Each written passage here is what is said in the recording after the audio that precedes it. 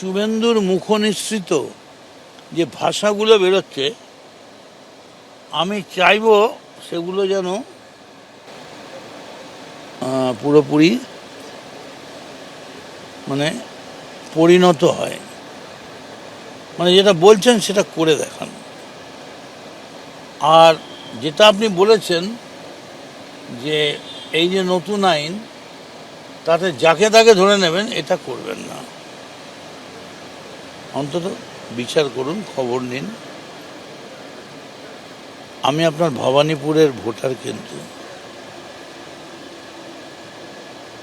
শুভেন্দুবাবু, কাল থেকে ভবানীপুরে অফিস খুলছি।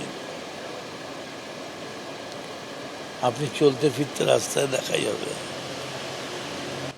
মুখ্যমন্ত্রী শুভেন্দু অধিকারী যেটি স্পষ্ট বলেছেন যে রাজ্যে আইনের শাসন প্রতিষ্ঠা হবে, এবং তিনি বলেছেন পুলিশকে খোলা ছুট দেওয়া হয়েছে, কোনো ঘটনা ঘটলে কাউকে ফোন করার দরকার নেই।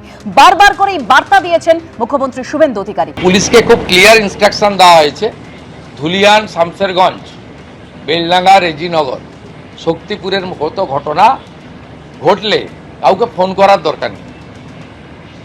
আপনার ভারতীয় ন্যায় সংহিতাতে যা বলা আছে, আপনার অশোক স্তম্ভ, আপনি যে ট্রেনিং নিয়ে এসছেন, আপনি যে শৃঙ্খলিত বাহিনীর ট্রেনিং নিয়ে এসছেন, সেই অনুযায়ী ডু ইট নাও।